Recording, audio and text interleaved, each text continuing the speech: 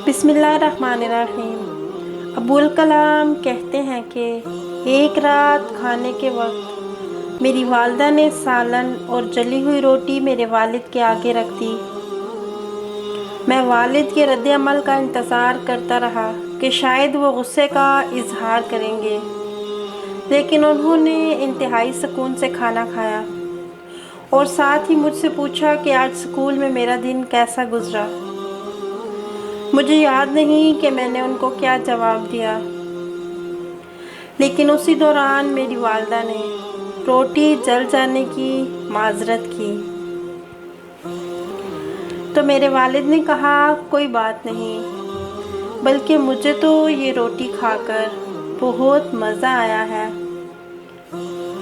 उस रात जब मैं अपने वालिद को शब बखैर कहने उनके कमरे में गया तो उनसे इस बारे में पूछ ही लिया कि क्या वाकई आपको जली हुई रोटी खाकर मज़ा आया था।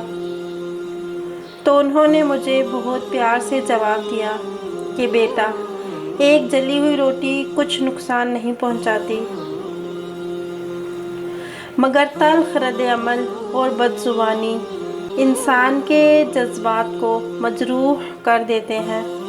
मेरे बच्चे, ये दुनिया बेशुमार नापसंदीदा चीज़ों और लोगों से भरी पड़ी है। मैं भी कोई बेहतरीन या मुकम्मल इंसान नहीं हूँ, और मैं ये समझता हूँ कि हमारे इर्द गिर्द के लोगों से भी गलती हो सकती है। एक दूसरे की गलतियों को दरगुजर करना, रिश्तों को बखूबी निभाना, आला ज़र्फ़ी का मुज़ाहरा करना ही ताल्लुकात में बेहतरी का सबब बनता है। हमारी ज़िंदगी इतनी मुख्तसर है कि इसमें माज़रत और पछतावों की कोई गुंजाइश नहीं होनी चाहिए। ज़िंदगी को शुक्र और सब्र के साथ खुशहाल बनाएं।